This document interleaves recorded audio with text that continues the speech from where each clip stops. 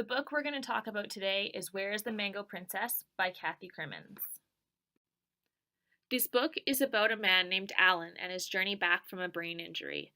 This book was written by Alan's wife, Kathy Crimmins. Kathy provides a unique perspective during Alan's recovery and the impact it has on their family, which consists of Alan, Kathy, and their 7-year-old daughter, Kelly. Alan sustained a traumatic brain injury on vacation on July 1st, 1996 at Bob's Lake in Kingston, Ontario. A quote that we thought that was a great transition is from one of Alan's rehabilitation counselors. The old Alan died on July 1st, 1996, and a new one arose, created by the rivers and lakes of bruises that coursed over his brain as he lay unconscious in the days after his injury. He is a man with a different frontal lobes and a different personality to match.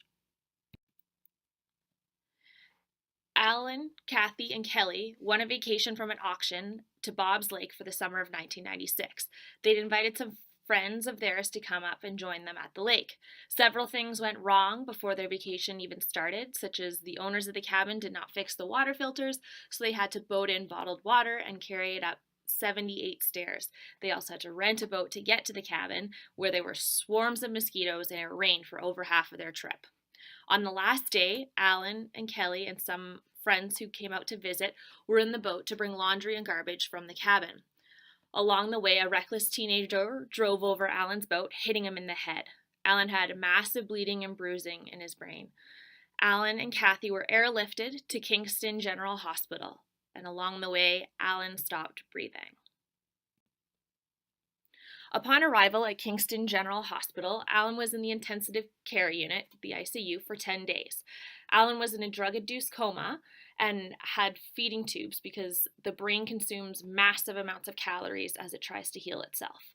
Alan has extensive damage in his frontal lobes and had an official diagnosis of diffuse axonal injury with subdural hematomas all over his frontal lobes. Several family members and friends came up to Kingston to support Kathy and Alan.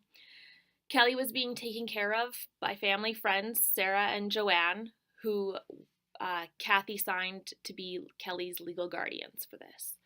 2.5 days at a coma, Alan asked Kathy, "Where is the Mango Princess?" over and over. Kathy tries to figure out what he's saying, but he perseverates on the question, which is a typical symptom of traumatic brain injury.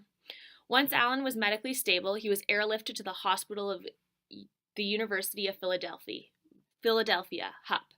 At this point in time, it was uncertain whether Alan's motor and cognitive abilities may be, but the medical professionals were certain that he would not be the same Alan. Kathy had jumped through numerous hoops to get Alan to safely transported back to Philadelphia by abiding by their US-based health insurance, the HMO.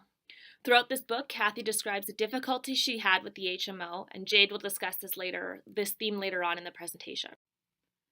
Alan had regressed from where he was in Canada after his treacherous helicopter flight to HUP.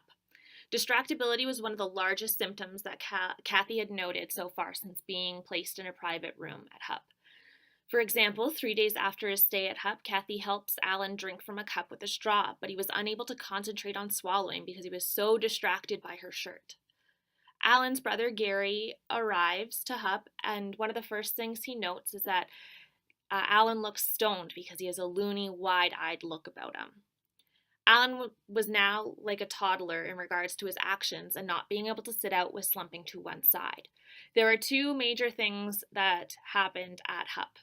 They found out Alan could still read and that he began to masturbate incessantly, which is not uncommon for someone with a TBI because he had reduced inhibition. Upon arrival at the Magee Rehabilitation Hospital, Alan regressed to a semi-conscious state. He was very confused. For example, he could see where his old office building was, and he continued to think that he worked there.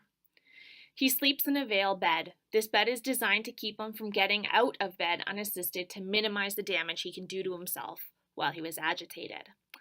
When Kelly sees her dad in the Vail bed, this negatively impacts her, and she is really scared. This is when Kelly spends her first night at home with Kathy, and it is a disaster. Kelly is extremely scared, and this really impacts the relationship that Kelly and Kathy have and overall negatively impacts Kathy. At McGee, Alan undergoes intensive rehabilitation, physical therapy, occupational therapy, and he does go on community outings, like to a Phillies baseball game. Alan hates occupational therapy because he has to relearn how to cook bacon and eggs, and he has lots of difficulties with these tasks because he has difficulty initiating. Alan has topographical issues. This means he can't figure out where he is in space. While at McGee, Alan learns to walk proficiently, and the HMO will no longer allow him to stay at McGee, so he is discharged weeks before the professionals recommended and before Kathy was ready to be a sole caretaker. Alan now required 24-hour supervision, and she did not feel ready for this and feels like she's not going to get the support that she needed. Kristen will talk more about this theme later on in the presentation. Some problems that still existed, even though he was being just discharged, where he was still uninhibited. He had short-term memory loss. He had no sense of the severity of his injury. He was angry and threw massive tantrums, was unable to make typical judgment calls. He had a poor sense of geography and poor social skills. Alan does not believe that he had any deficits and thinks that all of his therapists are picking on him. He feels like his life is being ruled by a bunch of women. When he gets a male therapist, he really bonds with him. He is now living at home with Kathy and Kelly. The relationships are strained, and they have to get used to this new Alan. Jill will talk more about this theme later on.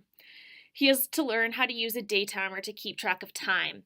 One of Alan's doctors uses fear to scare Alan into doing his exercises to rehabilitate his shoulder. Unfortunately, it takes Kathy a while to figure this out, that Alan has no clue into the subtle hints that he is doing something wrong. During the work reentry program, Alan worked at the bank part-time where he worked previously. Bill, one of Alan's caseworkers, goes to work with Alan. Bill advocates for Alan to his employers in regards to what he needs and helps Alan break down tasks into manageable pieces. In the end, the bank wants Alan to work full-time, and Bill and Kathy have to advocate for him. The bank complies for a while, but in the end, Alan gets laid off, apparently due to personnel cuts. Alan ends up working odd part-time jobs, but is still able to attend parties and plays, which were things that he liked to do prior to the accident. There were times during this journey that were extremely rough on Kathy, Kelly, and Alan. As previously mentioned, the book is written from the perspective of Kathy Crimmins, Alan's wife. Kathy's writing describes her struggle with the ambiguous loss of her husband, Alan. Kathy often refers to him as the new Alan. This idea of the new Alan is first introduced when Kathy is talking to one of Alan's nurses in the ICU. The nurse says to Kathy, "I'm so afraid you'll not be getting your Alan back. The scans are bad, so much bleeding, oh it's bad, he'll be much changed, eh? He might be mean and all nasty like. He won't be the same man." This gives Kathy an insight as to what will come. The best way to describe the ambiguous loss Kathy and Kelly, their daughter, experience is to compare it to death. When a loved one dies, the family members go through a time of mourning in which they are able to say goodbye and let go of their loved one. An ambiguous loss is different in this way, such that these stages do not exist. During the early stages of Alan's accident, when he is still in the hospital in Kingston, Kathy writes, "I walk beside him and all of his machines, once again feeling like part of a strange funeral procession. He doesn't look alive." The recovery stages of traumatic brain injury, or TBI, fluctuate so dramatically. The feelings of loved ones often fluctuate with it, experiencing hope, depression, helplessness, and excitement at varying times. Kathy addresses these changes they experience and how recovery is a long process. His demeanor is consistent with everything I've read about the trajectory of TBI, although a person typically passes through distinct stages, explained by the Rancho Los Amigos Hospital scale of cognitive functioning. The phases often overlap, and when it comes to the finer nuances of cognitive recovery, such as making decisions or always clearly recognizing cause and effect, a person with a severe brain injury may lapse in and out of several stages at once. One of the most present themes in this book was Kathy's troubles with the Health Maintenance Organization, also known as the HMO. Since Alan's accident first occurred in Canada, where there is a national healthcare system, Kathy had to rely on the HMO, which is a private corporation, to deal with every aspect of Alan's health. At one point in Alan's care, Kathy felt that Alan was better off having his injury in Canada, as he was receiving many types of care that he would not have received had Kathy or the social workers not fought for the care and coverage back in the United States. Kathy mentioned in the beginning that she had considered moving their entire family to Canada so that Alan would continue to receive the proper care. Kathy mentions many times throughout the book the statistics of families who go bankrupt when a family member incurs a traumatic injury. She says, "The national healthcare system up here means that no one has hassled me about Alan's care. He gets what any brain injury patient in Canada is entitled to." Another quote about Alan receiving care in Canada, as said by Kathy. "I want Al to go into rehab in Canada. The hell with it, we'll stay. I'll rent an apartment here for me and Kelly. What can they do to us? No one ever said we must return to the States. I like Canada. I like the hospital. We will become Canadian citizens. We'll stay up here, eh?" Every aspect of Alan's care was thoroughly questioned and examined by the HMO. The HMO always attempted to pay as little as possible for Alan's care by placing many restrictions on the places he would receive care or the services they would cover. The first instance that Kathy had to deal with the HMO was when she was arranging for an air ambulance to take Alan from the Canadian hospital in Kingston back to the hospital in their hometown of Philadelphia. Alan required an air ambulance with an air pressurized cabin and a nurse on board. However, the HMO believed that Alan's condition did not warrant an air ambulance. After many phone calls and canceling an air ambulance that Kathy had booked against the HMO's favor, the HMO sent a single-engine plane equipped with an exhausted crew and no nurse on board.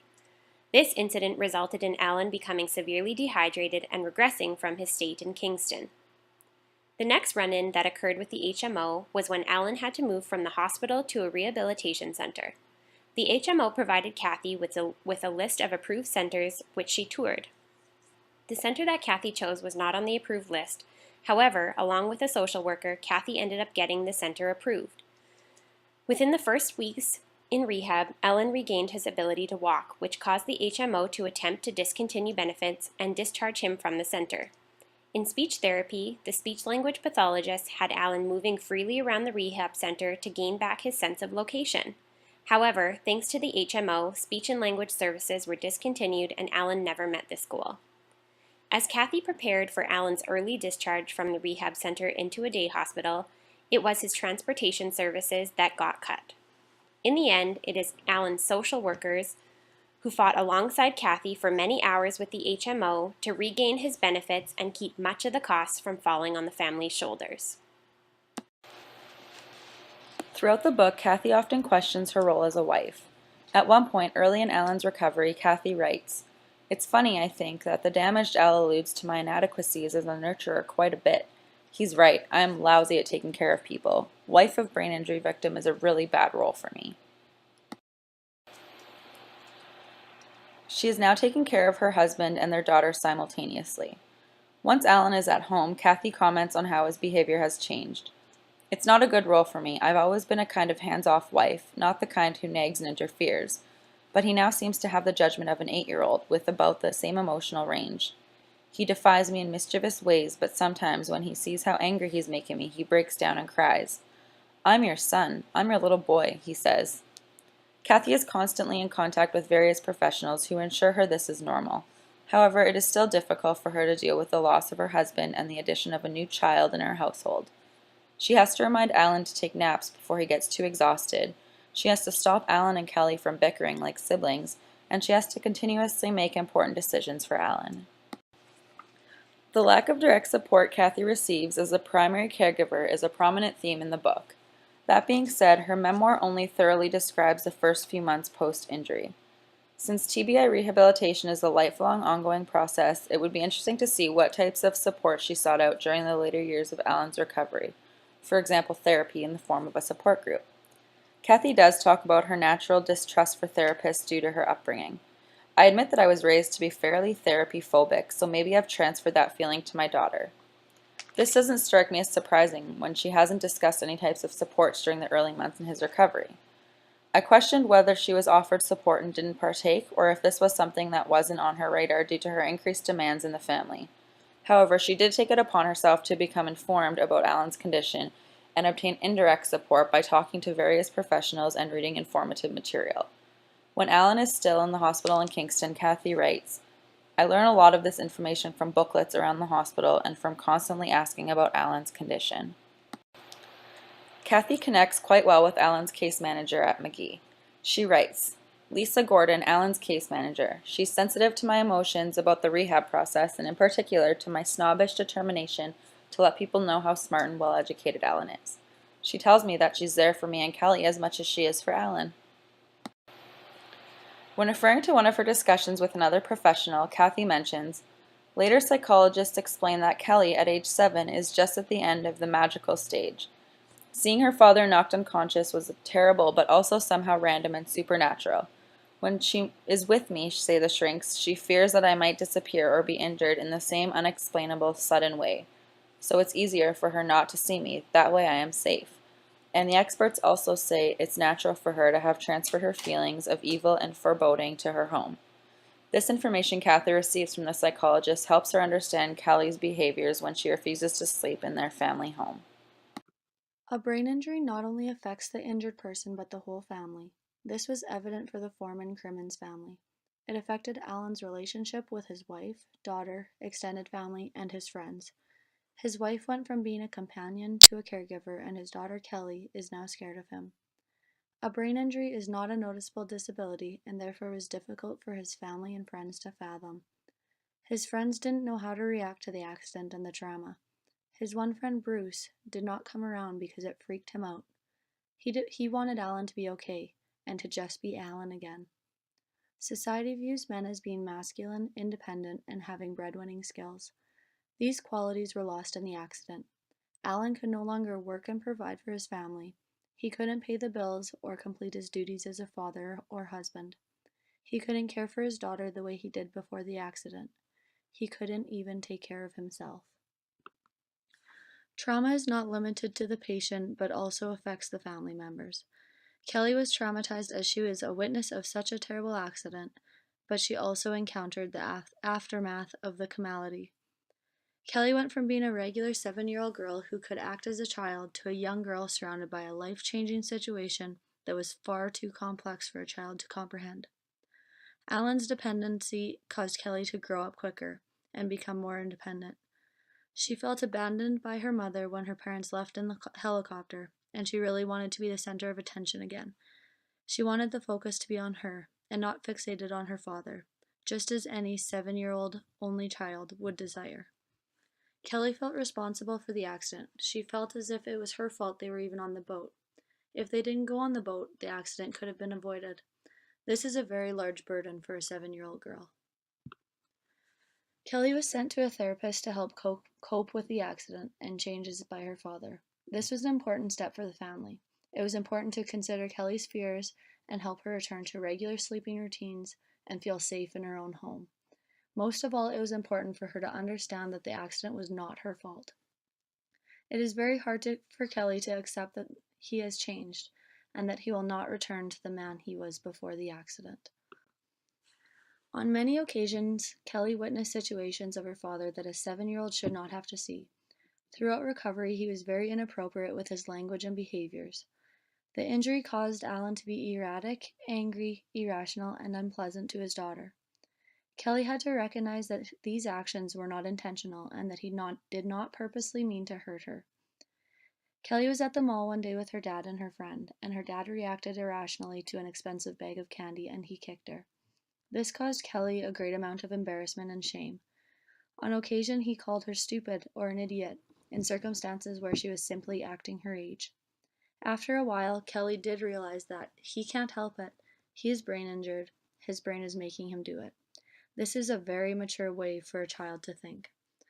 The irrational behavior causes Kelly to question whether her father actually loves her and wish he was like he was before the accident. Is it better that Kelly will remember what Alan was like before the accident, or is it worse? This is a very complex question. I think that it is important that she has an idea of what a great man her father was before the accident, and how successful he was in his law firm. It is hard for a 7-year-old to interpret the events and misfortune caused by this accident, but it is important for her to know he is not this inappropriate and irrational man who treats her poorly and acts out in public. On the other hand, it may be hard for her to come to terms with the idea that he has changed significantly since the accident. It may cause her to feel guilty and responsible for the new Alan, and like their family is missing out on what could have been. Alternative to the way in which Kathy's limited support from reading informational packets and speaking with various professionals, Kelly receives copious amounts of support as a child in the situation. As Kathy mentions, the social worker counsels both kids in a session talking about how we don't know why accidents happen. In this situation, Kathy is referring to Kelly and Benjamin, their friend Honey's son, who was also in the accident. In order to help Kelly with coping later on once Alan has returned home, Kathy hired a psychologist to help her talk about her feelings. Although hesitant about participation, Kelly continues with therapy. Kathy writes, "Kelly says she doesn't want to go back to see a psychologist, even though I later find her a more appropriate therapist." Whether due to therapy or a combination of events which occurred throughout the early stages of Alan's recovery, the end of the novel exhibits Kelly's growth in her understanding of what happened to her father. On a fine spring day, almost 3 years afterward, as I'm walking her home from school, she tells me that she's been thinking, and she knows who the Mango Princess is. "You see, Mom," she says, putting her hands on the straps of her backpack and pushing out. "Daddy got hit on the head, and he went up to heaven, and the Mango Princess was there, and she was real nice to him, and she said he should come back down to us. And he did come back, and he remembered her just for a little while." During an occupational therapy session, Alan was relearning basic everyday tasks such as getting dressed. For our assignment in this presentation, we decided to ask you guys to come up with at least 10 steps required to put on pants and a shirt. Feel free to just add your answers below. And last but not least, this slide just shows the references that we used for this slideshow. Thanks for watching, and we hope you enjoyed our presentation.